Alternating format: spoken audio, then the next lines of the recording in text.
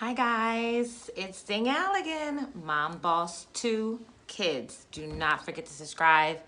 Please give me a thumbs up and leave a cute, positive comment. I really appreciate it. So let's get right into it because actually today, little Bella's been a little fussy.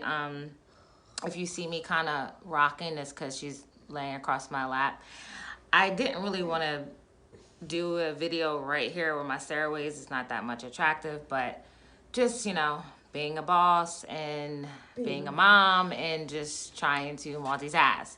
So that's, yeah, this is what we'll be doing it today right here because this is perfect on the steps right here. She's nice and calm. Hopefully she sleeps through it. Okay, so let's just get right into it. What I'm going to be talking about today, and I actually have my son's phone full of notes.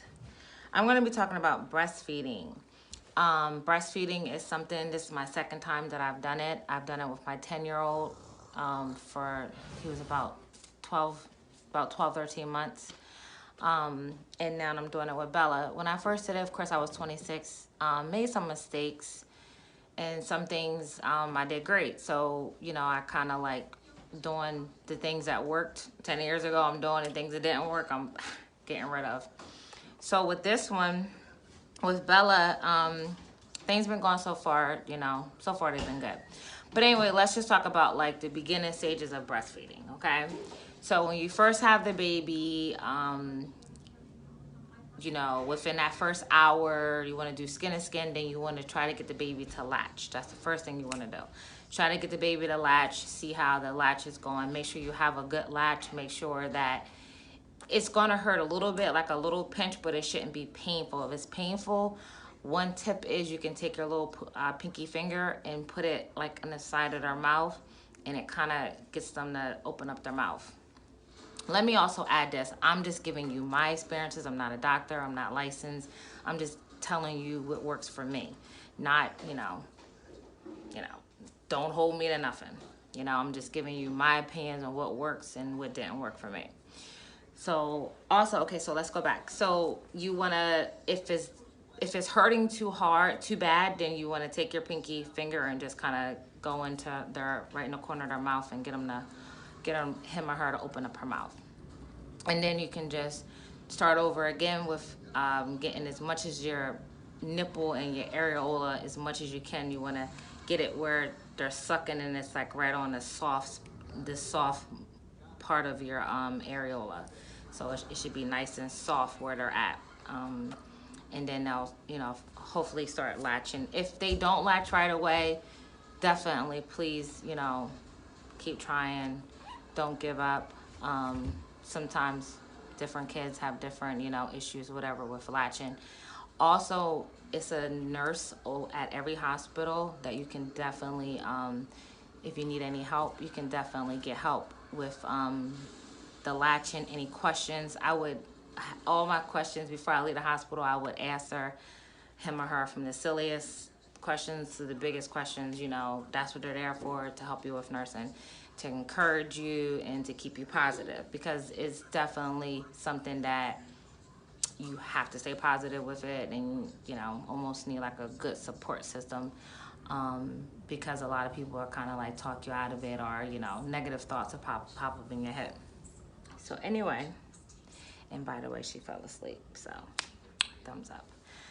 Okay, so anyway, once you do that first hour of doing the latch, what's going to first come out is that clear crustum's going to come out of your breast, and that is totally fine. It's like a clear, thick, like it could be kind of white, or like a clear, like a mucus, like I don't know how to describe it, but that's going to come out. That's the beginning stages. There's 3 stages with breastfeeding. You have that coming out, and then you have your liquid gold, and then you have that white milk. So in the beginning, like I said, it's going to be like it's real thick, and that's what's going to come out in the beginning. And then probably within maybe 3 to 4 days, you'll start getting the liquid gold, which is like, it's kind of like it's like literally like yellowish gold milk. And then after that, you'll get into your more like your mature milk. It looks like it's more like a skim milk, like cow's milk. Okay. So anyway, let's back up and go over a few things. So in the beginning, to try to get your milk really going and get your nipple stimulated, try to nurse as much as you can. I would also say trying to pump, even squeezing your boobs, out and just trying to get stuff to come out, that would work also. Um, just keep squeezing your nipple part of it, and just the tip of your nipple, and you're going to see stuff start coming out, and that'll also get your milk going too. And you'll know when your milk is really coming in, because they're going to get hard. You're going to know, trust me. You're going to start feeling like those little tinglies. So you'll definitely know. Okay, so some more things that I want to go over. So then after I said about those 3 to 4 days, and everybody's different, then your real milk will start coming in. So once your real milk starts coming in, you definitely want to still nurse as much as you can in the beginning. And then you want to make sure that I look at the boobs as you don't want the boobs to get jealous. So do 15 minutes on one boob and 15 minutes on the other boob. Both my boobies, I named them, Thelma and Louise. And Thelma get jealous if I give Louise too much attention, and Louise get jealous if I give Thelma too much attention. So I like to make sure that they're getting equal attention. Real reason why is because what'll happen is you will produce way too much on that one boob, and then your other boob will be small.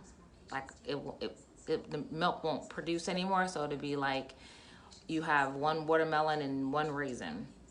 And the reason I know about that is because 10 years ago when I was nursing my son, didn't really know a lot.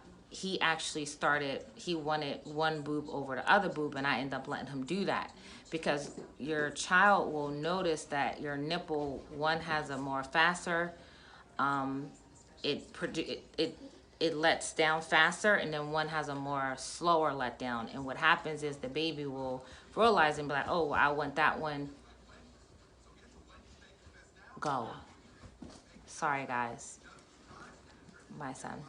So what'll happen is you'll realize that your child will realize that, and then they'll try to favor one boob over the other boob. Don't let them do that. So just do 15 minutes. Sometimes also what I'll do too is I'll drain one, and then the next feeding I'll make sure I go to the next one. So if I did the right one, I'll go back, I'll do the left one the next time. Okay, hope that's not too confusing. Okay, another good tip is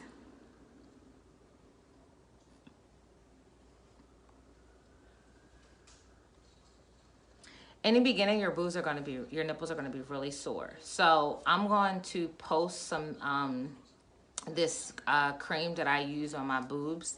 I don't want to pronounce it wrong, so I'm gonna just put it up. You'll see it in the corner.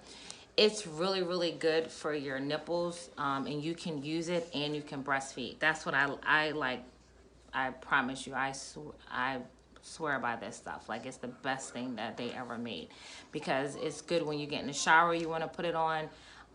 You want to put it on in the beginning, especially a lot, because you don't want your nipples to get you don't want them to get cracked. You don't want them to split. Ugh, it's a lot. And in the shower, it's good to put it on because your nipples are really sensitive. So the hot water or the water will, it will bother your nipples. But if you have that on there, it'll just bounce right off of you. So that's one thing I wanted to let you know. Also, when you're nursing, what helps too is, cool thing is 10 years ago, they didn't have, they have this massage thing. I'm gonna put a picture of it too also in my video. They have a massage thing that you can put. It's like it vibrates, and while you're nursing or while you're pumping, you can use it to make sure you don't, you clear out all that milk. You don't get any clogged ducts, because I've had that with my son, and that hurts really bad. Actually put me in the hospital because I wasn't draining my boobs right, and I got knots, and I ended up in the hospital, and I was running a fever, and it was just crazy, but I did not give up. Don't give up. But anyway, so The massage thing is really cool. I got it from Amazon. I'll leave, I'll definitely show you a picture and leave the name of it in the box. Also, what you want to do is when you're nursing, you can actually massage your boobs when you're nursing to just make sure you're draining them out. And it kind of helps your milk kind of come out more faster too. So that works for me too. Sometimes when you're nursing and you start letting down, meaning the milk's coming down fast, your baby might start like choking a little bit, and just kind of stop. Try to burp them, let them catch their wind, put their arms up, of course, so that, the milk can go on down. Okay, let's see. Also, what I do too is I pump in between times. Like if I get engorged and my boobs are getting start getting really hard, I might pump. Or if we've been gone for a couple hours and we might have missed the feeding, I might nurse her, and then I might be still kind of heavy, so I might pump. The good thing, and I'm also going to leave the bags that I use too, because I like to store my milk. I put the date on it, and I put the amount of ounces in it, and I have like a whole thing I'll show you guys. And it's just milk, and it's just, I have it stored in my freezer for rainy days or when times I'm not around and mommy needs a break, So it's good to always have that milk instead of pumping when you need the milk. I pump and just store the milk instead of waiting until I need it. So that's another thing too, is I like to just keep up with just have milk, stored away for when I need it. And I'll do another blog another day about like the bottle and what bottle I use and all that kind of stuff when I'm not around. Because that's the only time that she does get a bottle is if I'm not around, I'm gone for a couple hours or something like that. Okay, let's see what else. Okay, so I want to tell you some things that I love that I absolutely need since I breastfeed. Is one, you need a good breastfeeding bra, because you want to make sure you don't have wires and stuff in it, especially at night, because you don't want it could really hurt once your boobs fill up and you have that hard wire bra. Trust me, Amazon, Target, you can definitely get breastfeeding bras and no wire. So that's one thing you need. Second thing is my favorite is the bra pads. You want to have those inside of your bra. That way, when you won't leak. Because sometimes if the baby's crying or if you're thinking about the baby, your boobs can start letting down and you can start leaking. And it's pretty embarrassing. Once again, 10 years ago, I didn't have pads on and I was out and I started thinking about my son. And all of a sudden I looked down and I just had wet spots, and I was so embarrassed. So definitely keeping the pads definitely protects you from that extra leaking, and it just protects you. It doesn't hurt your boobs with your rubbing against your bra. So it's a win-win. Another thing is the massage the massage thing that I talked to you guys about, and I'll post that. It's like a little massager. It's really little, and that is like amazing. And then the cream, you need that cream. You can get that at Target, Amazon. I mean, it's like a little tube, and I just carry it around. I have it in my pocketbook. I have it upstairs. I have one downstairs. Like, I use it. So yeah, so those are the things about breastfeeding. The beginning stages. One thing I just want to touch on is, you have all these thoughts, like, because for one, it's painful, and then it's time consuming.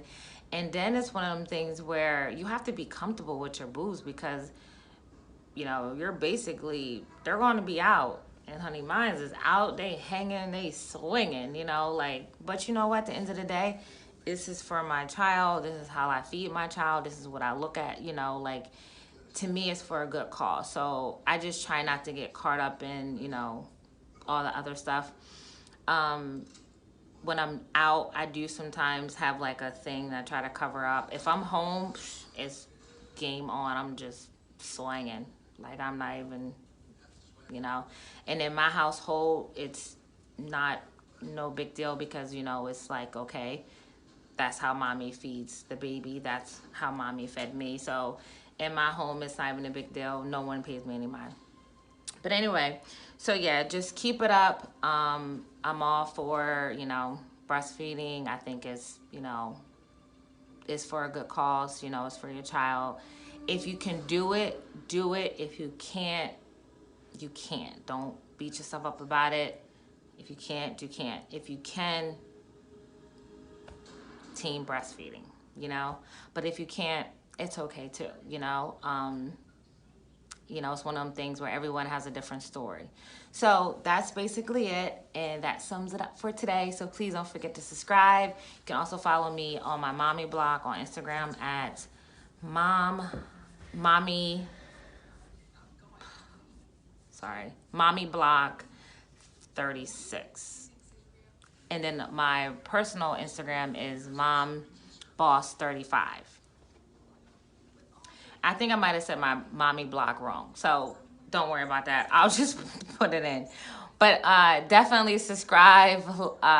Definitely, you can leave a comment. Keep it positive. Keep it cute.